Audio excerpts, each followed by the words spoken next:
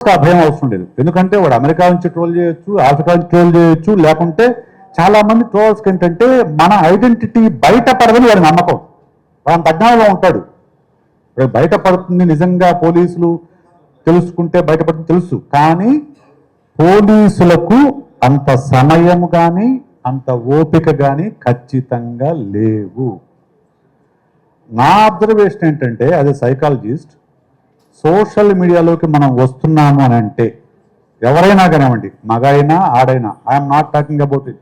మొన్న శ్రీనిధి గురించి నేను ఐ స్టాండ్ విత్ శ్రీనిధి అని చెప్పేసి జస్ట్ కింద ట్రోలర్స్ యొక్క సైకాలజీ మీద ఒక ఆర్టికల్ రాసుకొని వచ్చా అంతే. నేను ఇంకా వేరే ఏం రాయలా, వాళ్ళ గురించి అసలు ఒక్క విమర్శ కూడా చేయలే. ట్రోలర్స్ అంటే ఏంటి, వాళ్ళు ఎలా సైకాలజీ ఉంటారో రాసా అంతే. కింద స్టాండ్ ఎందుకు రా, స్లీప్, వాడి ఇష్టం, ఇంకా వాడి ఇష్టం, వాడు నచ్చిన కామెంట్ వాడు చేసుకుంటూ వెళ్ళిపోయాడు. ఎంతమందికి మనం సమాధానం చెప్తాము? అది ఫస్ట్ క్వశ్చన్. చెప్పలేము. So better thing is black.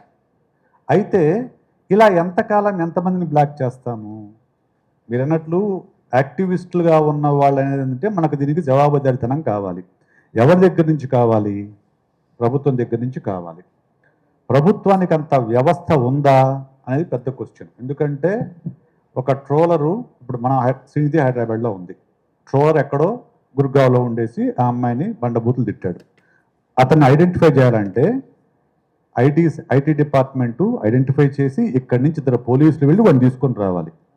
Srinidhi లాంటి ఒక సామాన్యమైన వ్యక్తి కోసం ఇద్దరు పోలీసులను గురుగావ్ ఎందుకు పంపాలి? వాళ్ళ ప్రధానమైన క్వశ్చన్ అదే. ఏ సీఎంనో మినిస్టర్నో ఇంకొకళ్ళు అయితే ప్రయారిటీ వస్తుంది, ఖచ్చితంగా తీసుకెళ్తారు, అరెస్ట్ చేస్తారు, జైల్లో పెడతారు, ఏమైనా చేస్తారు. కానీ మీలాంటి నాలాంటి సామాన్యుడి ట్రోలింగ్ చేస్తే నీకోసం నేను ఎందుకు పంపించాలి పోలీసుల్ని? నీకోసం నేను మా ఐటీ సెల్ ఎందుకు పనిచేయాలనేది ప్రధానమైన క్వశ్చన్. అయితే దీనికి ఎవరికి వాళ్ళు ధైర్యంగా నిలబడటం తప్ప వేరే సొల్యూషన్ అంటూ నాకు తెలిసైతే లేదు. ఎలాగైతే ఎక్కువ చూడండి, ట్రోలింగ్ చేసే వాళ్ళు లాక్డ్ ప్రొఫైల్సే ఉంటాయి. మెజారిటీ ఆఫ్ నేను చూశాను. ప్రతి ఇటువంటి వాటి కింద వెళ్ళి ప్రత్యేకంగా ఆ కామెంట్స్ చూసి వాళ్ళ ప్రొఫైల్ చూస్తూ ఉంటాను. మ్యాక్సిమం లాక్డ్ ప్రొఫైల్స్ ఉంటాయి, లేదా ఉన్న వాటిల్లో ఒక 5, 10 మంది, 20 మంది, 30 మంది ఫ్రెండ్స్ ఉన్నవి మాత్రమే ఉంటాయి.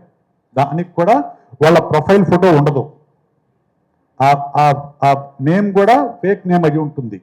సో ఇవన్నీ కూడా ఒక ఆర్గనైజ్డ్గా నడుస్తున్న విషయాలు. అదేదో ఒకళ్ళు ఇద్దరు పర్వర్ట్స్ చేస్తున్న విషయం అయితే ఖచ్చితంగా కాదు. పర్వర్ట్స్ చేస్తున్న విషయం అయితే ఇంత వైడ్ రేంజ్లో జరగదు.